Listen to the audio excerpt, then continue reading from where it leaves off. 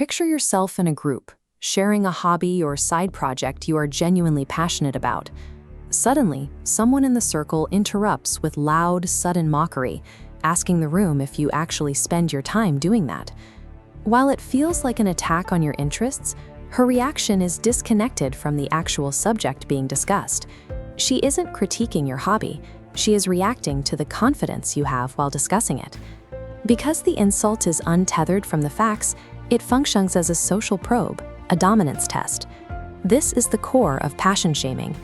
By making your passion a public joke, she is attempting to lower your social value. If you shrink or look embarrassed, her status rises as she becomes the judge of what is cool in the room. Most men fall into the trap of getting defensive. They start explaining why the hobby is valuable or trying to prove its worth to the person who just mocked them. This reaction confirms that her opinion matters more than your own happiness. You have effectively handed her the power to validate your life choices. To neutralize this disrespect and reassert your frame, you use a defense tactic called the absolute disconnect. Step 1 is the freeze. You execute this the immediate second the insult is delivered, right when she expects the group to join in on the laughter. You must stop talking instantly. Do not laugh along, do not look at the floor, and suppress any urge to look embarrassed. By forcing a 2-second gap of silence, you create a psychological weight the group will feel. This red zone represents the instinct to break tension with nervous laughter. You must resist this urge to keep the pressure on the instigator. When you leave the silence unresolved, the awkwardness of the insult doesn't land on you.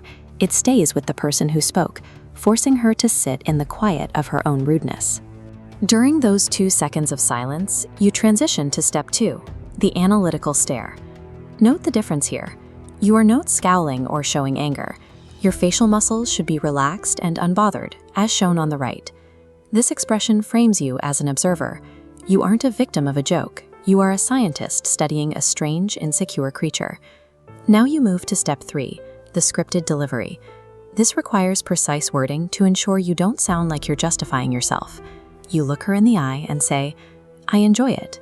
It is fascinating that my happiness bothers you so much." Tonality is everything. Your voice should be quiet, flat, and devoid of any emotional spike. Look at these 2 waveforms. You want the steady, flat baseline on top.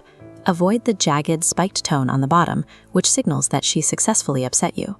This combination of script and tone reframes her mockery as a bizarre outburst.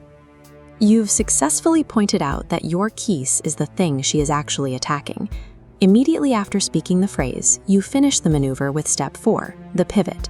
You break eye contact instantly and turn your shoulders away from her, focusing your attention on a different person in the circle. Now you calmly start a brand new conversation with that person, as if the previous interaction never happened.